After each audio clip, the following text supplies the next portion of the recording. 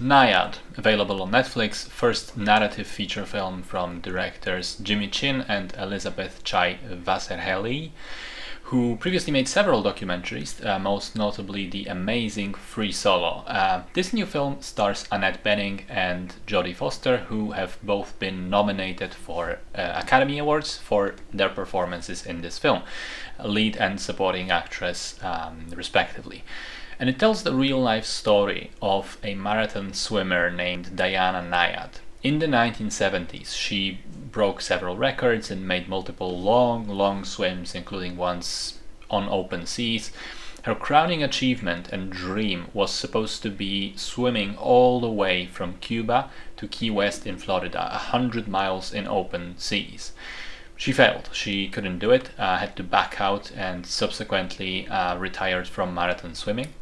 And the story really starts in the film in 2010, when Diana is already 60 years old, not very happy with her current life and the world around her, and suddenly she decides to get back into marathon swimming and try to realize her dream right now.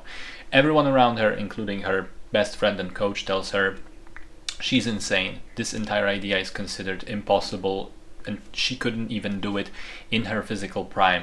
But now she wants to try at 60 years old. It's suicide. But Nyad insists, driven by a sense of purpose, destiny, and quite a bit of ego as well. So I didn't know the story going in and found it fairly interesting. It's told well, executed in terms of cinematography and editing and writing in a way that makes for an engaging viewing. Both central performances are indeed fantastic, especially Bening, who got in amazing shape for the film. And it's the kind of role you don't usually see for actresses her age, so that's an interesting thing as well. Although I will admit, looking at her, I still thought, no, that's impossible. Nobody can swim that.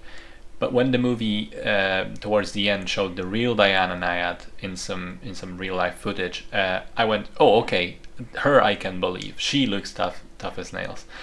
Aside from physicality, though, I think Bening nails the attitude, that mixture of absolute confidence and ego that all great athletes probably need to have, but with hints of vulnerability and doubts at some critical moments.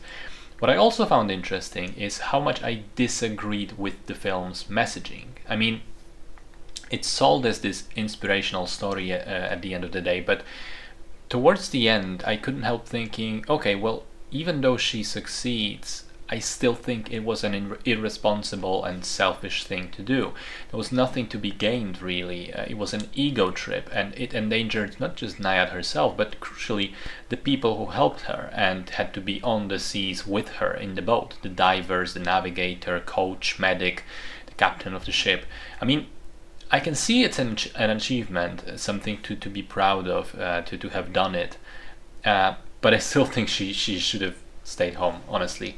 Yeah, as a film though, it's pretty decent. Doesn't break any new ground, isn't revolutionary, but it's got solid performances and is an engaging watch.